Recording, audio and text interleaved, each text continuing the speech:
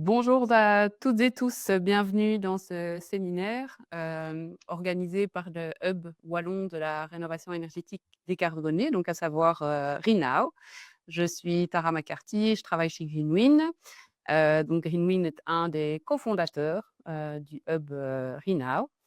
Alors j'ai le plaisir, de traiter du sujet de l'industrialisation de la rénovation, aujourd'hui. Donc je voudrais d'abord, remercier, Pauline Bruges, de Cap Construction, donc qui a, organisé, le séminaire avec moi, Technofutur bien sûr, qui nous accueille aujourd'hui et en particulier nos 3 invités, qui nous font le plaisir de passer, un morceau de matinée avec nous, puisqu'ils sont, les personnes les mieux placées pour, illustrer 3 projets que nous avons choisi avec Pauline de vous partager aujourd'hui. Alors le sujet de ce de ce webinaire, il est proposé dans le cadre, d'une des 5 task force de Renow, donc, à savoir, celle qui est dédiée à l'industrialisation.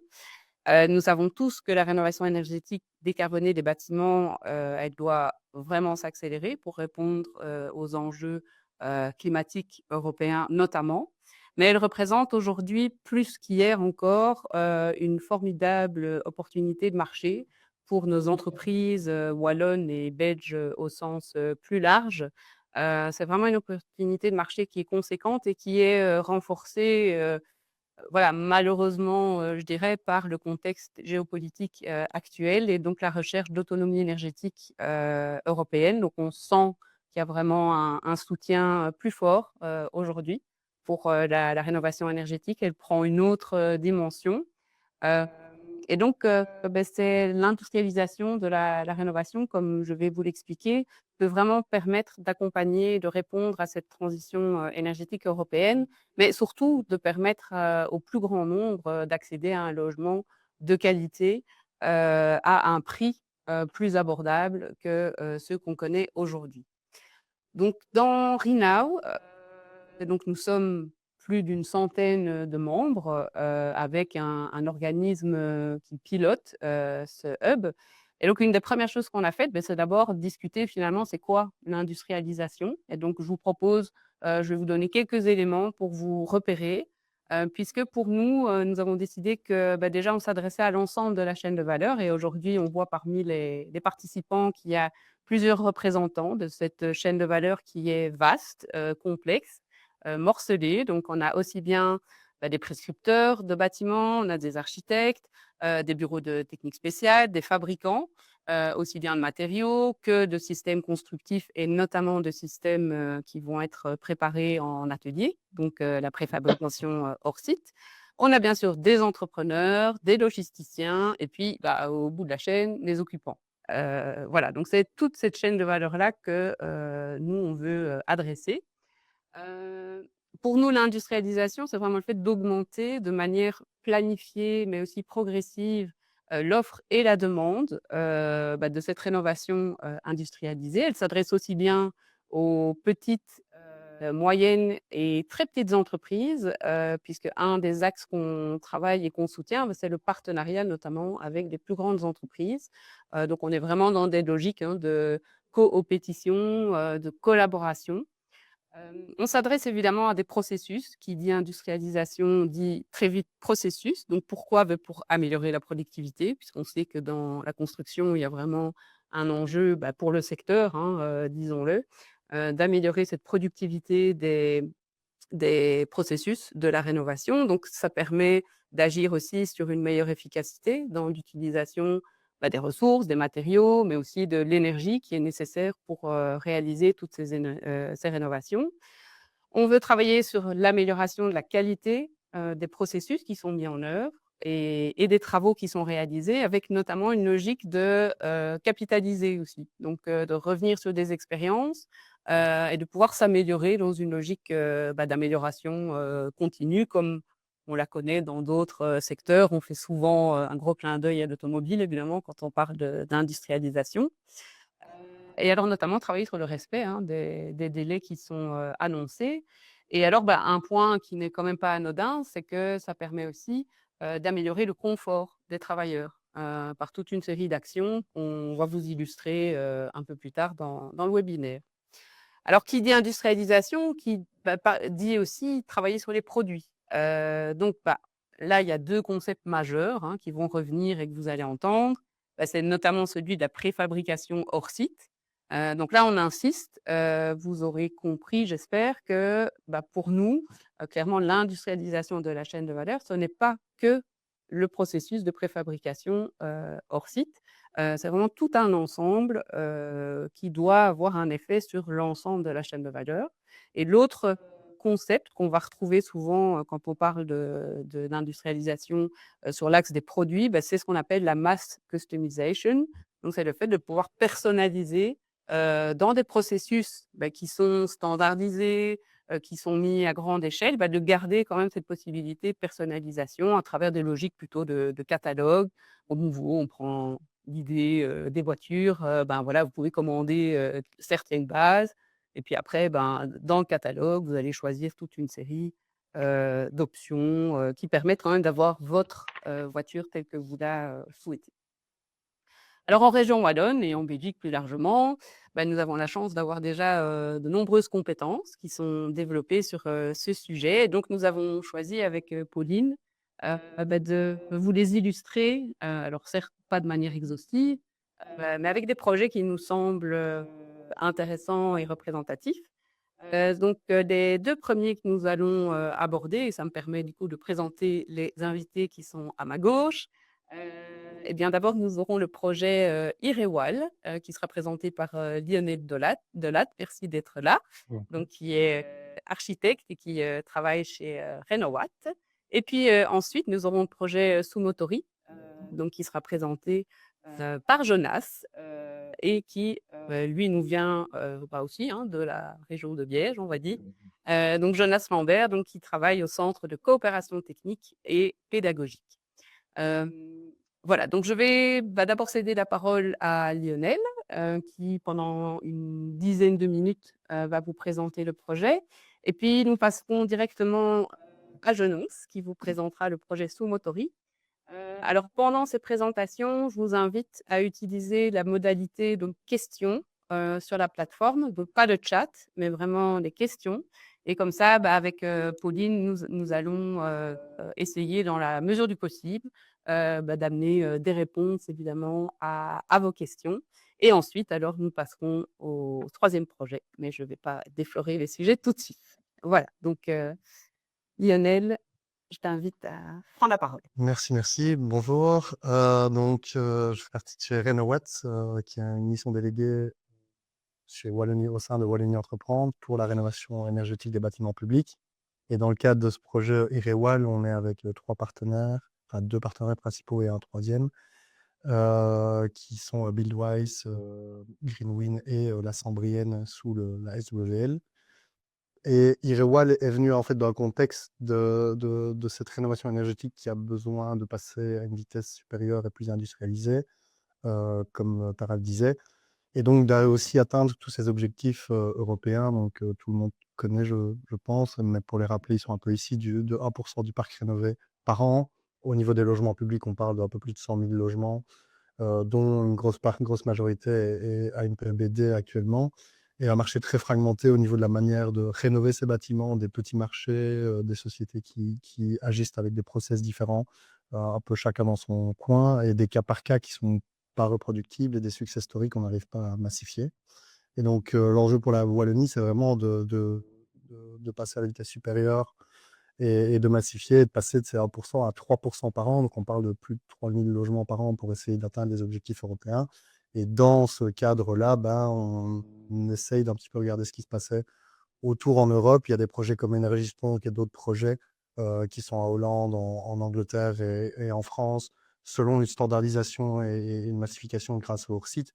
C'est un peu voir qu'est-ce que nous, on a en Wallonie, et quel est le moyen d'arriver à passer à l'échelle supérieure avec ce qui est existant, quels sont les freins, comment les lever, et travailler vraiment sur l'ensemble de cette chaîne de valeur, ce flux, ce process qui va du début de la rénovation, avec tout ce qui est diagnostic, jusque vraiment l'exécution, et quels sont les éléments qui sont à l'heure actuelle un peu plus problématiques, et qui bloquent cette massification réelle. Donc Au niveau des ambitions d'Irewa, c'était vraiment de passer de ces rénovations cas par cas, de quelques projets pilotes, de quelques technologies qui sont mises en avant, que ce soit au niveau du diagnostic en amont, de l'exécution, la manière de travailler au niveau flux numérique, et d'essayer d'un peu capitaliser sur tout ça pour vraiment avoir ce flux, comme je le disais, qui est total. Donc on va travailler tant sur les outils de diagnostic que sur les cahiers des charges, que sur le diagnostic social aussi, donc comment travailler avec les occupants et toute cette planification sur le long terme et cette offre et cette demande de filières hors site qui commence à se structurer autour d'outils standardisés qui peuvent être prescrits dans ces cahiers des charges, jusqu'à un suivi de chantier qui est beaucoup plus efficace. Donc si on démarre vraiment au début de ce flux pour un peu l'illustrer correctement, il y a beaucoup d'outils qui ont été développés, qui sont développés et il y a moyen de s'y perdre un peu. Et là, avec l'aide de Buildwise qui travaille plus sur cette partie-là, on est vraiment sur comment essayer d'aller prendre la data en amont avant la rénovation pour avoir le plus de données possible, de pas non plus avoir des usines à gaz qui sont des modèles avec beaucoup, beaucoup de mégas qui sont inexploitables. C'est ce juste milieu d'aller chercher la donnée et la donnée qu'il nous faut en intérieur, en extérieur, d'arriver à avoir tant les performances des bâtiments, est-ce qu'on doit aller plus loin dans un carottage, ou est-ce qu'on peut aller avec des capteurs, aller sur un certain nombre d'informations. Et donc là, on voit un peu les premiers tests qui ont été faits sur le projet pilote roue par la Sambrienne avec Buildwise, où il y a un drone qui a scanné le côté extérieur du bâtiment. Ici, on a un bâtiment qui a déjà été rénové en partie intérieure, donc on a juste une action qui va être sur le côté extérieur. Et c'était voir à ce moment-là le check de la faisabilité de quel processus hors site pourrait être appliqué. Et là, donc on a été sur ces dimensionnements, il y a du semi-automatique, mais surtout cette idée, on voit la caméra thermique ici, d'aller voir les points qui sont vraiment problématiques dans un bâtiment, et donc de pouvoir valider ou amener d'autres éléments sur un diagnostic de base. Et alors aussi pouvoir très rapidement avoir des dimensions qui sont là. Et donc c'est voir jusqu'à quel point on pousse ce curseur de cet outil. Et on voit qu'il y a du paramétrique qui a été généré également pour dire si on devait aller sur des caissons préfabriqués, quel serait le type de caisson qu'on pourrait aller mettre. C'est pas pour ça qu'on a une technologie, mais c'est pour se dire de combien de caissons est-ce qu'on va parler. Et tous ces caissons et ces technologies, pouvoir les connecter aussi à tous des outils comme les outils totem ou certains outils de paramétrique au niveau euh, études thermiques dynamiques. Et vraiment avoir un bon package d'infos qui vont permettre de donner les tendances dans le marché public et dans la rénovation. Et donc, c'est quel outil peut épauler quel diagnostic qui vont permettre d'atteindre un résultat ou une performance qui va être définie dans le cahier des charges. Donc ça, c'est vraiment cet acquis de base avec la prévisualisation et éventuellement s'il y a des carottages, aller voir où sont les dalles, etc., quels vont être les points d'accroche de ces éléments préfabriqués, où est-ce qu'on va devoir aller faire ces tests en physique. Donc ça permet de déjà pré-mâcher une grosse partie du travail. Et après ici, le nice to have qu'on illustre, qui est le BIM to Fab, qui est une idéologie pour le moment, mais on peut en tout cas se rapprocher vers une data qu'on arrive à transmettre. Et surtout, comment est-ce que cette data de base, on arrive à ce qu'elle soit utilisée par tous les acteurs dans cette chaîne de valeur jusqu'au bout. Ne pas en donner trop, trop peu. Et donc ça, c'est vraiment le diagnostic ici physique du bâtiment et thermique, avec des tests de coheating qui ont été mis et des capteurs également là-dedans. Et donc la performance dans le temps, comment est-ce qu'on va l'avoir dans la structure au départ, comment est-ce que ce flux numérique va être aggloméré avec les autres informations qu'on peut avoir au niveau thermique et autres plans qu'on pourrait avoir, comment est-ce que ces data-là, on va arriver à les transmettre dans un modèle, est-ce que c'est ce BIM, sur quel type de format, jusqu'où est-ce qu'on le transfère et quelle est la donnée qu'on va donner dans le marché public, sous quelle forme, pour que la réponse soit la plus adaptée possible et surtout que beaucoup de types d'éléments hors site puissent répondre. C'est-à-dire qu'on va pouvoir, on ne peut pas fermer un marché en disant on veut absolument une ossature bois, une ossature métallique, un préfab béton ou autre. C'est de donner toutes les informations pour proposer dans ce marché des solutions les plus adaptées. Donc des solutions, il y en a beaucoup, il y en a de plus en plus, il y en a beaucoup des locales. On a la chance en Wallonie d'avoir beaucoup, beaucoup de solutions produites ici localement avec des usines qui peuvent avoir une capacité beaucoup plus importante que ce qu'elles n'ont. C'est un marché qu'on doit scaler et qui peut être local, qui peut répondre aussi à une grosse demande au niveau du manque de main-d'œuvre, de continuer à produire localement la rénovation de nos bâtiments wallons. Et donc, c'est aussi travailler sur tout ce catalogue et pas se dire: «OK, je veux prescrire de leur site, mais quelle est la solution la plus appropriée suite à mon diagnostic?» Et donc ça, c'est aussi, dans Irewal, ce testing de produits, cette, ce mind map un peu et ça beaucoup avec Greenwin, de cette offre et cette demande qui existe, quel est le niveau de maturité au niveau des TRL de quel produit et qu'est-ce qu'on pourrait amener demain qui pourrait être le produit le plus adapté par rapport aux besoins qu'on a du logement. Quel type d'isolant? Est-ce que de biosourcé? Est-ce qu'on veut travailler sur du déphasage? Le type d'accroche? Est-ce qu'on peut être proche de l'eau, du sol? Voilà, et les revêtements qui peuvent en découler et la réversibilité de tous ces produits-là et le côté aussi local. Donc, c'est aussi le projet Rewal tend à vouloir avoir ce catalogue un peu exhaustif et de pouvoir affiner, en tout cas, pas les choix, mais plutôt les performances qu'on veut pouvoir donner dans le cahier des charges. Mais toujours laisser ces cahiers des charges assez ouverts pour que les propositions des constructeurs ou des groupements puissent pouvoir être proposées dans le cadre des marchés publics en tant que soumissionnaire. Et donc, on parlait des cahiers des charges, c'est un gros morceau, c'est des morceaux qui sont compliqués, les marchés sont compliqués pour beaucoup de gens. On préconise, nous, en tout cas, chez Renowatt, ces cahiers des charges performantiels et des marchés plus de contrats de performance énergétique, design and build ou marché d'innovation.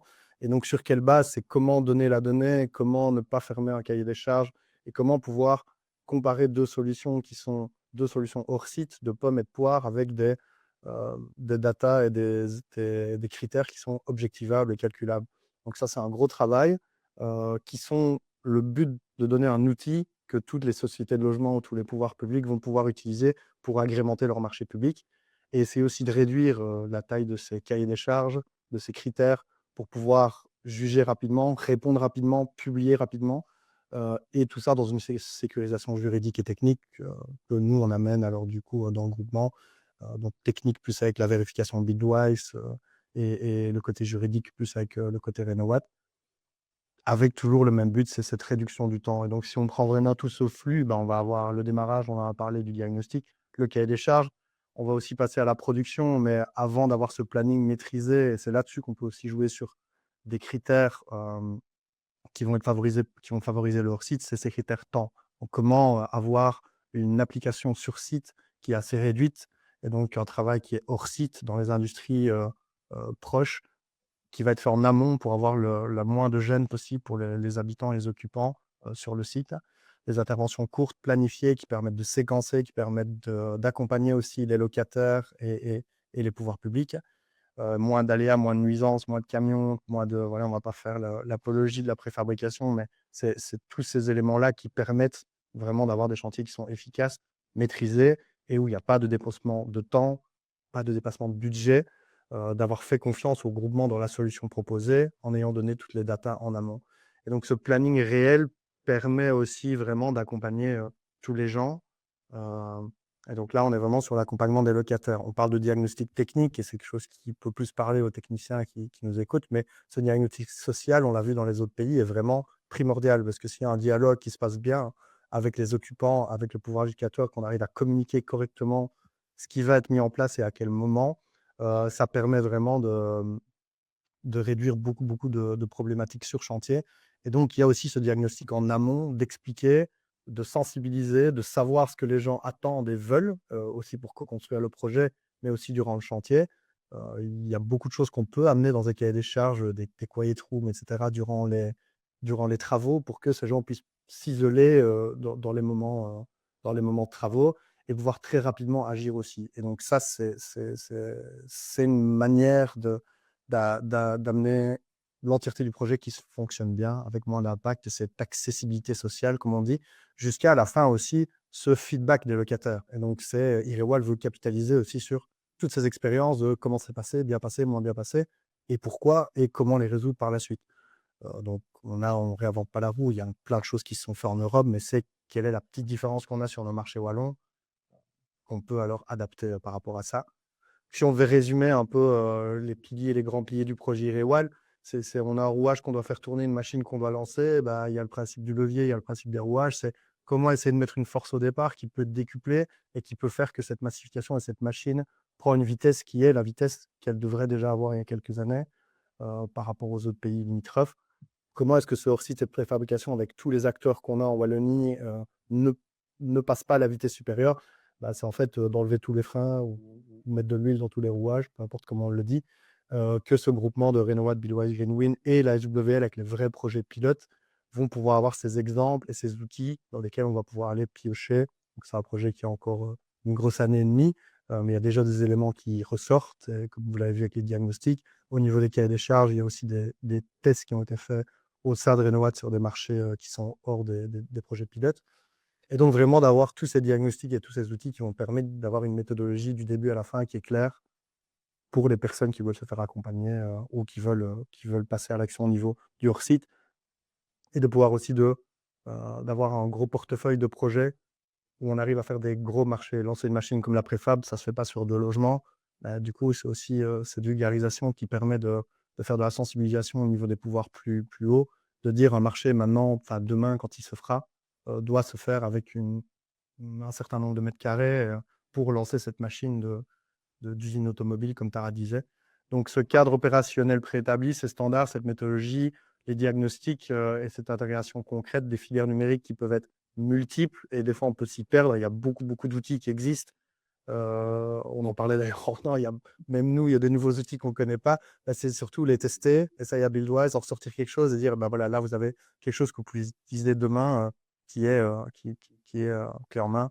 En tout cas, une base dans laquelle vous pourriez piocher et arriver à structurer ce marché et pouvoir démontrer que ça fonctionne, ça doit fonctionner et ça va n'aller qu'en s'intensifiant et plus grande échelle. Voilà, merci beaucoup.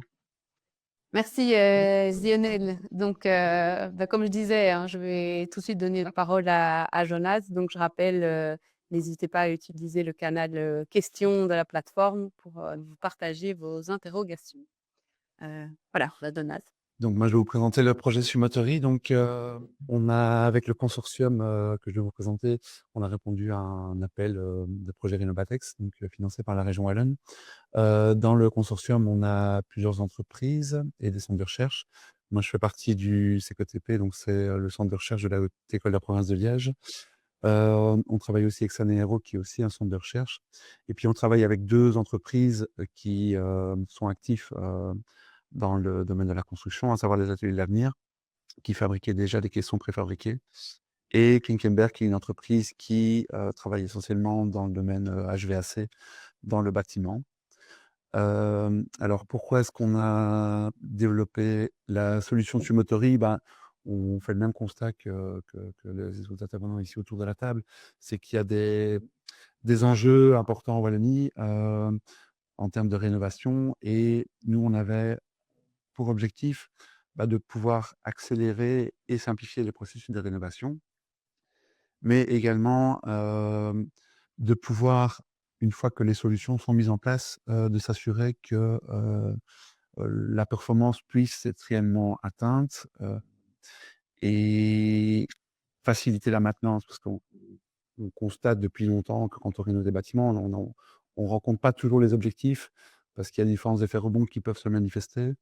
Et donc, c'est pour ça qu'en plus de rénover l'enveloppe de bâtiments, on va externaliser les parties techniques pour faciliter la maintenance et aussi la régulation. Donc voilà, on peut passer au slide suivant. Alors, pour pouvoir appliquer ces solutions de rénovation, on développe une méthodologie où on va faire des préétudes pour savoir si c'est compatible avec le bâti wallon. Pour ça, on part du réel, donc de typologies réellement existantes sur le territoire en région wallonne, typologies qui ont été identifiées lors d'autres études comme Tabula et COSEB. Et donc, on va voir dans quelle mesure, en fonction de ces typologies, on va pouvoir appliquer des solutions et ce que ça va permettre en termes de résultats. On va passer ça suivant. Donc, on va comparer, nous, les solutions qu'on va appliquer à des scénarios plus classiques de rénovation. Et on a fait ces projections-là avec l'outil réglementaire actuellement en région wallonne, c'est-à-dire la certification PEB, pour pouvoir aussi se calquer par rapport aux stratégies de rénovation en région wallonne et donc voir ce que ça donnait en termes de résultats. Je vais peut-être pas parcourir, sauf s'il y a des questions dessus par la suite, le tableau de résultats qu'on voit là à l'écran, mais voilà, on s'applique à justement essayer que ce soit concret aussi, parce que on travaille avec les entreprises qui vont développer réellement des produits, et donc c'est important pour un prescripteur après, quand il va aller chercher dans un catalogue produit, de voir ce que ça a comme impact en termes de résultats. Parallèlement à ça, dans le projet, on développe une matrice décisionnelle qui va servir en fonction de typologie. Par exemple, un prescripteur se retrouve avec un parc de logements. C'est bien de savoir pour lui, de savoir si c'est rentable ou même possible, au point de vue urbanistique, d'appliquer nos solutions ou les solutions en site de manière plus générale aux typologies bâties qu'il doit rénover. Et donc, dans le projet, il y a toute cette partie matrice décisionnelle qui sera un outil accompagné d'un, oui, pour pouvoir appliquer, pour savoir si c'est intéressant pour lui d'utiliser des solutions hors site ou pas. On est dans une démarche multicritères où on va pas que regarder la performance et la rentabilité. On va regarder aussi beaucoup d'autres aspects et notamment, je vais en citer quelques-uns, mais on a à cœur aussi que la perturbation des occupants soit minimisée par rapport à d'autres stratégies de rénovation. On va aussi avoir un œil sur l'impact environnemental des solutions qu'on développe. On va essayer aussi d'avoir une démarche de circularité, notamment pour valoriser des déchets de production dans les usines des ateliers d'avenir, pour faire du réemploi en termes de bardage, par exemple, pour les caissons qu'on va appliquer, mais aussi pour l'isolant qu'on va insuffler dans les caissons. Donc voilà, on essaie d'aller assez loin pour limiter l'impact des solutions qu'on essaie de développer. Le concept Sumotori, en gros, j'en ai déjà un peu parlé, mais c'est d'avoir des solutions d'enveloppe préfabriquées, donc qui vont reprendre des caissons de façade dans lesquels on va intégrer les châssis. Et ces caissons, on va s'en servir aussi pour faire passer les techniques de production de chaleur, d'eau chaude sanitaire et de ventilation. Parce que le but, c'est d'externaliser tous les systèmes pour, comme je disais précédemment, pour faciliter la maintenance et la régulation. On développe aussi un démonstrateur qui va normalement être bientôt construit pour pouvoir tester d'autres choses et notamment, parce qu'on essaie d'aller assez loin dans l'optimisation et par exemple, on va tester une pompe à chaleur en DC pour limiter aussi les pertes de transformation. On va aussi intégrer dans la solution vraiment optimum, des solutions de batterie et puis un EMS pour piloter tous les systèmes et faciliter et réduire la consommation au final dans le bâtiment. Au niveau, on se rend compte, les ateliers d'avenir avaient déjà une expérience là-dedans, mais que les filières hors site ont un impact assez important sur toute la chaîne de valeur dans un projet de rénovation. Et donc, on a beaucoup de choses anticipées par rapport à un projet classique. Et donc, on essaye, pour faciliter et la mise en place d'un process, de industriel après, de tout anticiper pour ne pas avoir de surprise par la suite et de savoir aussi, parce qu'il y a des déplacements de décisions qui se font dans ce type de projet-là, où en gros, il faut figer quasiment tout avant la fabrication pour être sûr de ne pas avoir de problème par la suite. Ici, on voit notamment tous les tests qui sont faits pour les passages de technique, où on voit évidemment et on comprend la nécessité que tout soit anticipé à la base. On travaille avec 2 entreprises différentes, donc une entreprise qui fait de la construction bois, une autre qui fait qui met en place des techniques spéciales.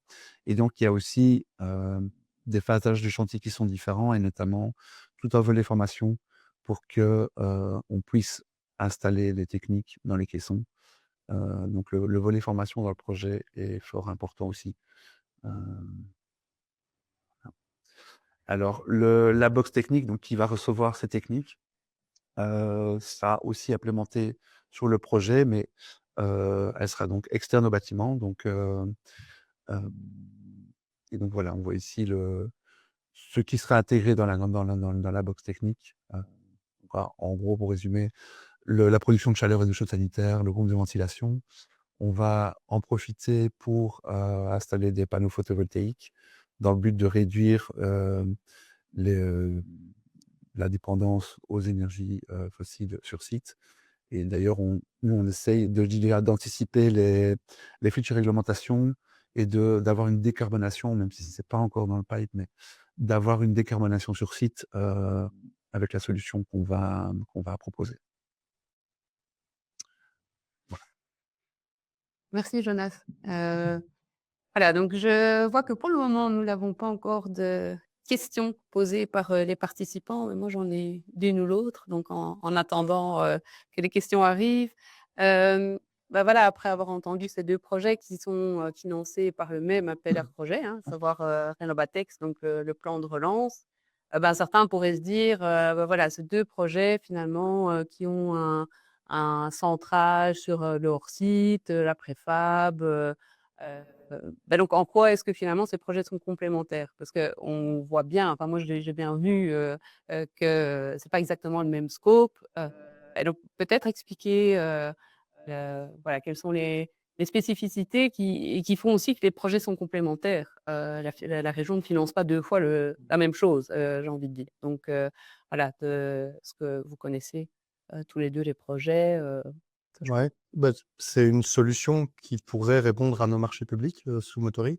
Il y en a plein d'autres des solutions. Comme je disais, c'est le niveau de maturité de certaines solutions et le niveau d'intégration dans le préfab. Et donc, c'est un peu ce niveau de préfabrication dont on parle souvent. Jusqu'où est-ce qu'on va? Par exemple, on a très peu parlé des salles de bain préfabriquées, mais s'il y a un préfabricateur en salle de bain, potentiellement, s'il en existe, nous, on peut en prescrire, s'il y a un niveau de maturité qui est suffisant. Et donc, ça veut dire que dans des rénovations de logements ou création de nouveaux logements ou surélévation, extension, peu importe, s'il y a des éléments comme ça qui peuvent être amenés, nous, c'est une solution qu'on va pouvoir prescrire. Des solutions, il y en a, et c'est ça aussi qu'on va travailler avec Greenwind sur qu'est-ce qui existe, qu'est-ce qui est mature, qu'est-ce qui peut être prescrit dans quelle gamme de prix qui pourrait répondre à tel ou tel besoin de marché pour un peu décrasser tout ça. Le projet Sumotori a la prétention d'aller sur des techniques intégrées, beaucoup très intégrées. On est déjà sur un niveau assez élevé. On n'est pas sur du 3D, il y a des choses qui sont en 3D. Donc, je pense que voilà, il y a des usines qui s'ouvrent et il y a des projets qui se développent. C'est un des projets qui pourraient répondre potentiellement à des projets Renowatt ou des projets pilotes et surtout qui sera dans le catalogue qu'on fournira aux sociétés de logement. Ouais, tout à fait. Voilà, pour moi, Mhm. c'est assez différent. Et nous, ce qu'on constate, parce qu'en effet, enfin, moi personnellement, j'en ai déjà rencontré d'autres préfabricateurs. Souvent, ils ont un niveau de maturité qui est pas toujours hyper loin dans le développement. Ils restent dans leur scope de ce qu'ils savent faire. Nous, on essaye d'avoir une démarche un peu plus intégrée, plus multicritère, qui pourra d'ailleurs, à mon avis, être réutilisée par d'autres préfabricateurs, mais pour intégrer justement et aller et déjà aussi, comment dire, anticiper des nouvelles réglementations qui sont en train d'arriver, quoi. Notamment en termes de qualité de l'air intérieur. Enfin, je veux dire, on doit vraiment être dans une démarche multicritère et de pouvoir tout intégrer Mhm. pour, bah, pour visibiliser Mhm. ce type de démarche. Ouais. Merci. Bah, peut-être aussi une autre question, donc par rapport ici pour le projet Irewal. Donc on n'a pas fait la présentation de nouveau dans l'industrialisation, le hors-site, il y a plein de variantes dans des composants, mais peut-être expliquer, voilà, nous on se situe plutôt donc déjà dans de la rénovation, donc c'est pas de la construction neuve, donc il y a des spécificités aussi liées à la rénovation. Et voilà, peut-être expliquer en quelques mots le type de composants. Est-ce que justement on est sur du 3D, du 2D? Enfin, je veux dire, il y a tout un vocabulaire là derrière. Peut-être, voilà, ça peut permettre aux gens alors qui nous écoutent de se familiariser un petit peu avec ces notions-là. Peut-être Lionel d'abord?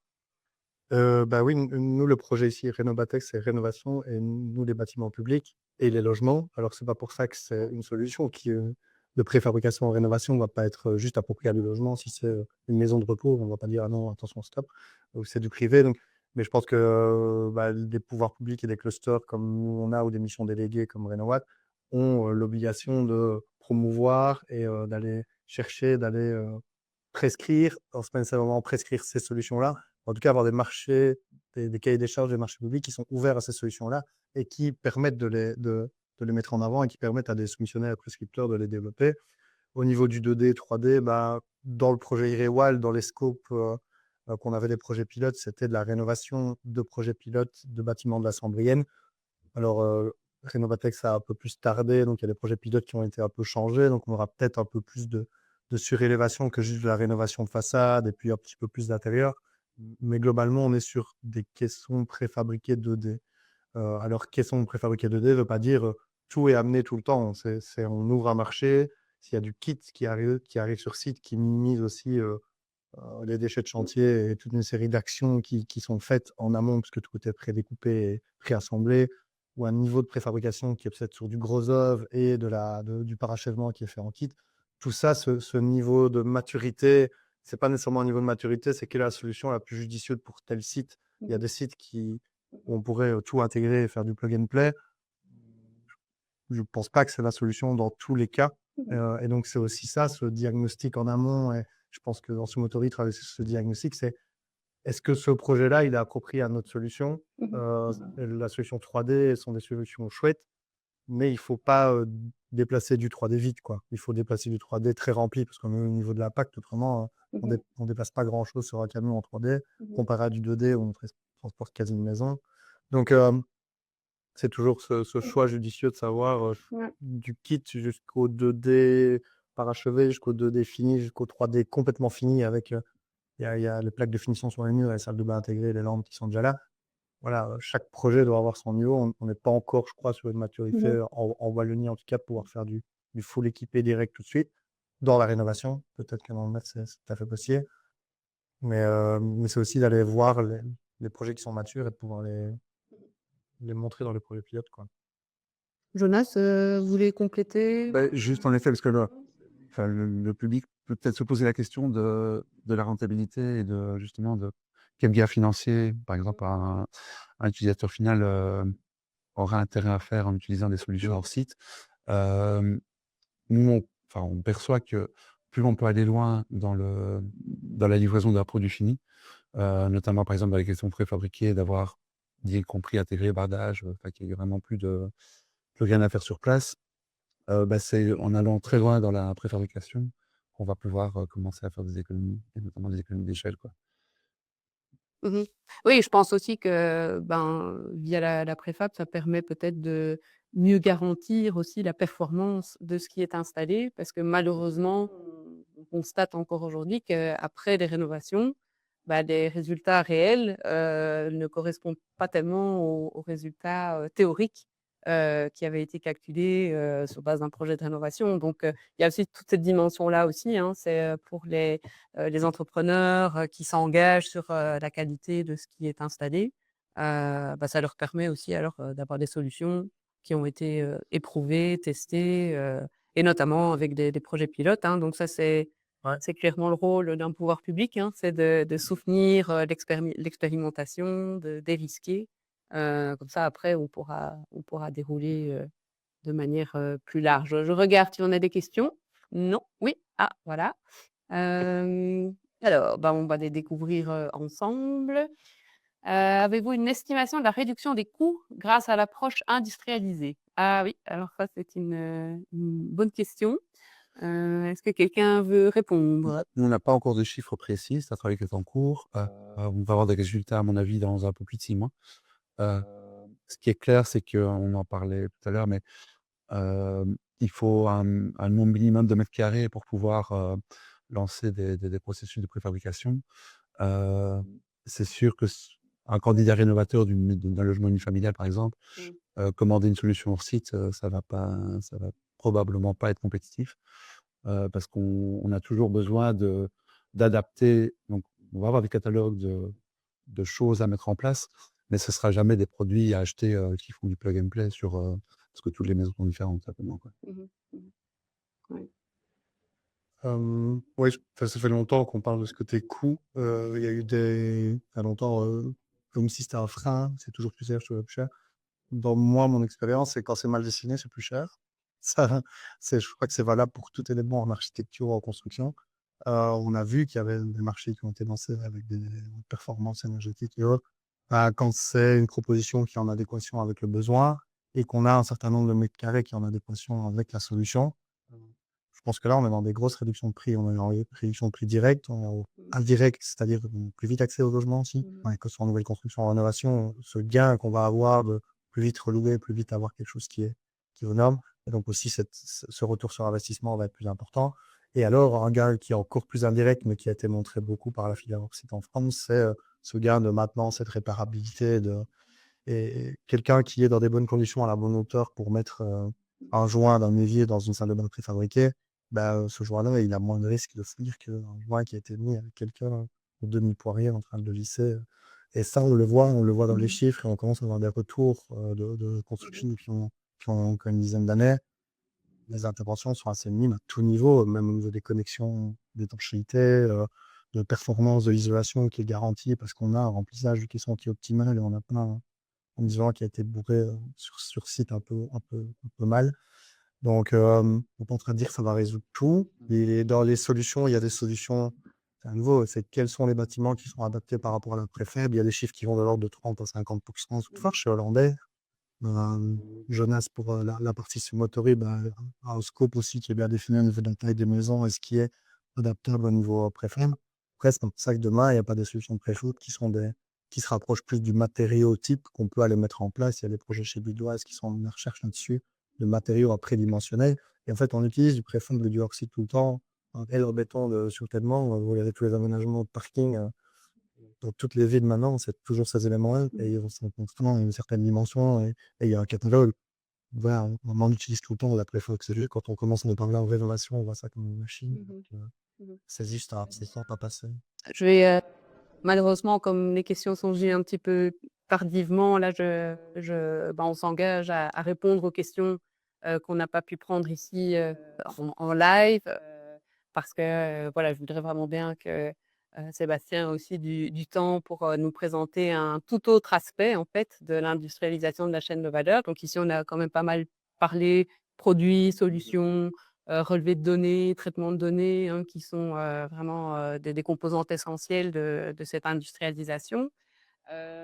Mais donc, ici, je vais inviter, Sébastien, qui travaille donc chez, Buildwise, qui va nous présenter le projet Kitco et qui illustre, à mon sens, très bien en quoi justement la dimension plus logistique, d'un chantier, contribue aussi finalement à cette industrialisation de la chaîne de valeur. Donc là, on quitte, la préfab et cetera, et je trouve que ça complète assez bien, l'approche. Donc voilà, je vais te céder la parole, aussi pour une petite dizaine de minutes et je te remercie d'être là avec nous.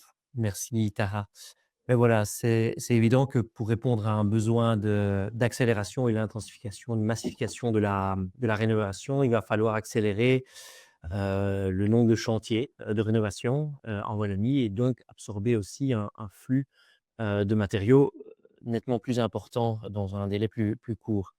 Et donc dans ce contexte, un angle d'attaque pourrait être de réinventer finalement l'organisation de chantier et plus spécifiquement repenser la logistique et d'approvisionnement de ces flux de matériaux sur site. On n'est plus sur leur site ici. Et donc, au-delà de ce qui est expérimenté dans le projet Kitco, ce que je vais vous présenter ici peut être peut-être source d'inspiration pour intégrer d'autres initiatives ou d'autres concepts pour cette industrialisation de la rénovation. Les 2 photos que je vous montre ici, sont assez éloquentes, hein. Donc, vous avez à gauche, l'efficience d'un ouvrier en usine, 80 de productivité réelle et puis, sur le chantier, cette productivité, cette efficience tombe à 30. Pourquoi? Simplement le chantier en fait, c'est un lieu de travail qui est évolutif. On n'est pas du tout dans un environnement maîtrisé comme pourrait l'être une usine automobile ou, une usine de préfab et donc ce chantier, il est soumis à l'imprévu, il est soumis à la désorganisation. Il y a certains chiffres aussi qui sont mentionnés, hein, donc un ouvrier parcourt 10 kilomètres en moyenne par jour. Donc voilà, c'est pas anodin. Un matériau de construction, il est déplacé 6 à 8 fois, avant d'être réellement mis en œuvre, sur sa destination finale. Il y a des accidents de chantier, un accident de chantier sur 2 est dû à la manutention et puis aussi la pénibilité, hein, donc les ouvriers, voilà, c'est un travail pénible et bon, je suis pas sûr qu'à 65 ans, ils sont encore capables de faire le job et donc voilà, l'ouvrier, en fait, il fait un métier qui n'est finalement pas le sien, qui est de manutentionner des matériaux et la chaîne logistique, elle est, fragmentée. Donc chaque corps de métier, ici dans le projet en l'occurrence, il y a un entrepreneur général, BVC Group et puis il y a une multitude de sous-traitants.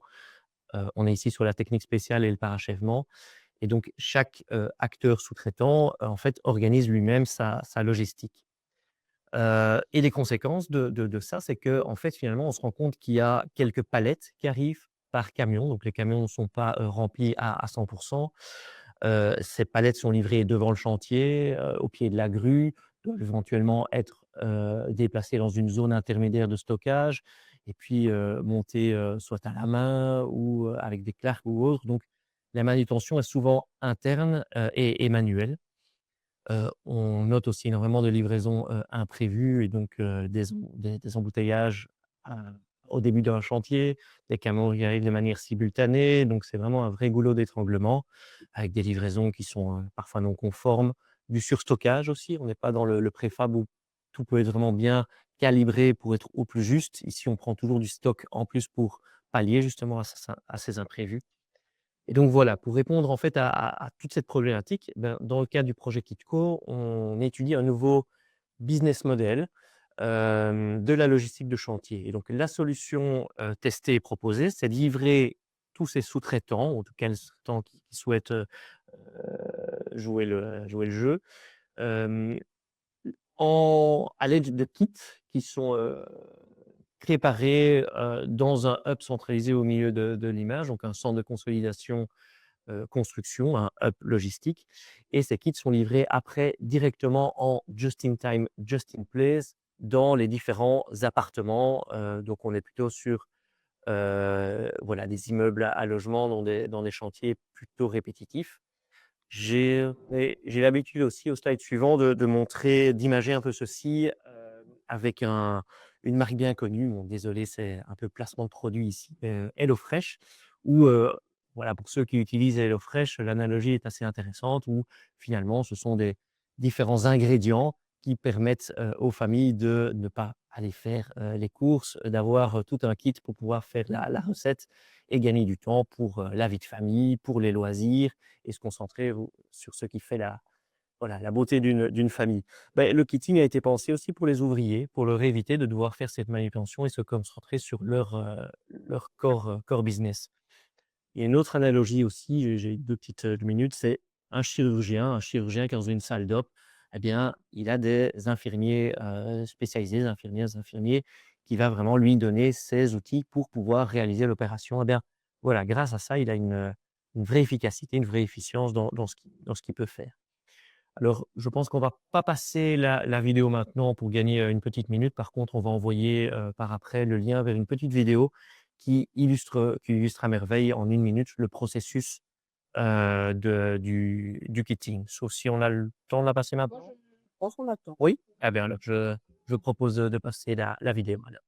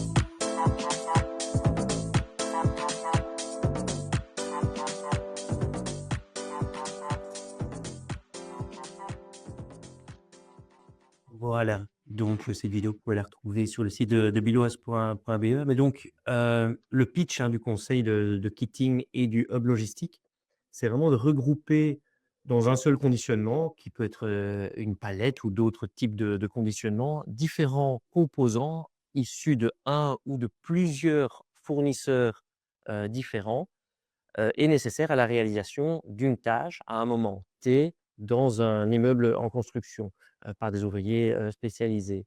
Et la notion de just in time, just in place, ça évite aussi le fait de devoir stocker pendant quelques jours, une semaine, des matériaux avec tous les risques de casse, les risques de perte, les risques de vol éventuellement pour tout ce qui est sanitaire, petit mobilier et tout. Et Just in Place, donc c'est le logicien externe, c'est le métier et il va livrer ses kits directement dans les différents étages. Alors les kits ne sont pas d'office constitués dans le hub logistique. Ils peuvent être aussi constitués en amont chez le fournisseur. Les fournisseurs, ça fait longtemps qu'ils réalisent des kits sur mesure. Par contre, l'intérêt ici, c'est que le camion, dans la deuxième photo ici, va faire un chargement optimalisé et mutualisé avec éventuellement des kits qui sont nécessaires pour l'étage 3 d'un bâtiment et puis des portes pour l'étage 2 et puis des carrelages pour l'étage 1 en fonction de l'état d'avancement du train d'exécution, du train de construction du bâtiment. Heu, alors ça nécessite de respecter une certaine organisation et donc ce concept de kitting est issu de la philosophie Lean Construction où on évite finalement tous les gaspillages inhérents à un chantier et donc du surstockage, c'est du gaspillage. Des camions qui attendent devant le chantier, c'est du gaspillage. Des surmanutentions, c'est du gaspillage. Du temps d'attente de la grue, c'est également du gaspillage et donc ce concept permet d'embrasser cette philosophie-là. Alors, pour revenir vraiment sur le projet Kitco, on a réalisé 2 chantiers pilotes, 2 chantiers tests l'année passée, donc sur Bruxelles, à Erasme et à Tervuren. C'était, je dois le préciser ici, ce sont des immeubles, des nouvelles constructions, donc on n'est pas sur les rénovations. Maintenant, ce concept peut également trouver à s'appliquer sur la rénovation de masse. Sur les 2 premiers chantiers tests, on a eu des retours intéressants qui étaient 2 fois moins de camions sur le chantier, 2 fois moins de CO2 émis, mais on n'avait pas encore de retour sur la productivité, le gain de productivité des équipes sur le chantier. C'est pour ça qu'on a un 3e chantier qui est en cours actuellement, également, dans le sud-ouest de Bruxelles. Voilà, alors les points positifs, eh bien, on peut en nommer certains. Renforcement de la sécurité lors des opérations de manutention, dans la mesure où ce sont des équipes spécialisées d'un logisticien dont c'est le métier, qui organise cela. Moins d'occupation de l'espace sur site, il n'y a pas de taxes de voirie éventuelles qu'on doit payer, donc c'est des gains financiers, générés. Meilleur rendement des ouvriers parce que, finalement, on s'est rendu compte qu'ils gagnent, peut-être une demi-journée par semaine à ne pas manutentionner. Alors c'est un coût du logisticien, mais en contrepartie, il y a, un gain, économique, qu'on est en train d'analyser et de chiffrer avec les partenaires. C'est l'objet du projet qui se termine ici au mois de juillet. Meilleure organisation du chantier, livraison directement dans les bonnes zones au bon moment. Un meilleur contrôle de la conformité des livraisons et ça, c'est un point sur lequel je voudrais, insister, régulièrement quand les matériaux arrivent sur site, souvent on se rend compte que c'est pas la bonne, commande ou bien il manque peut-être une commande, dans ce qui a été livré. Donc il y a beaucoup de back-order, des surcommandes ou des commandes supplémentaires qu'on doit faire vis-à-vis, du fournisseur et ça, c'est chaque sous-traitant qui, dans un modèle traditionnel, devait le faire. Alors que dans un cadre mutualisé, eh bien, il y a une gestion en amont, via un logicien externe, qui peut organiser, qui peut jouer un peu le rôle de chef d'orchestre, en bonne intelligence évidemment avec le conducteur de chantier ou la gestionnaire de chantier. Moins de vols sur le chantier également et l'enlèvement des déchets. Alors ça, c'est la petite cerise sur le gâteau aussi, dans la mesure où un logisticien arrive avec un camion rempli, plutôt que partir, un camion à vide, eh bien, il pourrait organiser aussi ce qu'on appelle, la reverse logistique où il va, récupérer les chutes, certains déchets avec du multiflux. Donc, on ne va plus tout jeter dans le pot venant, mais le logisticien peut massifier également dans le hub logistique pour l'envoyer vers la filière de recyclage ad hoc. Voilà, ça ne fait pas vraiment partie du projet, mais on le teste quand même sur le chantier campus 2. Le point d'attention, voilà, il y a quand même d'autres contrats à passer entre cette fois le sous-traitant et le l'entrepreneur général, parce que c'est l'entrepreneur général qui contractualise avec le logisticien et donc c'est un coût supplémentaire et donc comment est-ce qu'on se répartit ces coûts et ces bénéfices? Qui est responsable des matériaux? Est-ce que c'est, le fournisseur jusqu'au CCC? Est-ce que c'est le CCC, c'est le logisticien jusqu'au chantier? Et puis à quel moment, finalement, est responsable d'une casse éventuelle? Et donc il y a tous les contrats, à passer, aussi. Et donc un autre point aussi, c'est la digitalisation du processus. Pour le moment, dans les 3 chantiers pilotes, on est encore assez à l'ancienne avec, voilà, c'est des échanges d'emails, des fichiers Excel et autres, mais il y a, tout un processus, une digitalisation du processus avec l'utilisation d'une maquette BIM qui permettrait de mieux constituer, des kits, mieux suivre les kits, avoir une meilleure traçabilité de quand le kit arrive, quand le kit est au CCC, quand le kit est livré, et cetera, et cetera. Définition des responsabilités, opérationnelles. Planning collaboratif, j'en ai parlé et puis exigence de trésorerie dans la mesure où, heu, on va livrer, on va, commander un peu plus en amont et donc ça nécessite de délivrer plus vite de la trésorerie pour préfinancer, le matériel. Voilà, les premiers résultats, plus de temps gagné, je vous laisse lire ici, mais donc voilà, les résultats et je vous inviterai aussi à nous rejoindre à l'événement de clôture du projet KITCO le 11 juin prochain pour voir les résultats du projet, mais ils sont d'ores et déjà assez prometteurs. Bah, alors, non, mais bon, parce que c'est l'occasion, de rappeler que sur le site web de RINA, où nous avons une rubrique agenda et donc nous reprendrons alors, l'information. Donc voilà, il nous reste encore, 2 petites minutes avant de conclure le webinaire. Parfait, ben, donc pour les enseignements, on peut directement passer donc les enseignements, moi il me semble que il faut vraiment penser la logistique en écosystème plutôt qu'actuellement une logistique fragmentée. Hem, Revoir une nouvelle manière de contractualiser, hem, découpler vraiment les actes logistiques des actes de construction. Chacun doit faire son métier, chacun est spécialisé dans ce qu'il sait faire de mieux. Densification des players pour rendre le système plus robuste. Donc ça veut dire plus de hubs, logistiques, plus de logisticiens qui se spécialisent dans la logistique de chantier, plus de sous-traitants qui, voilà, qui acceptent de laisser la logistique vers, quelqu'un dont c'est le métier, heu et quelqu'un de professionnel, heu et la reverse logistique, j'en ai parlé.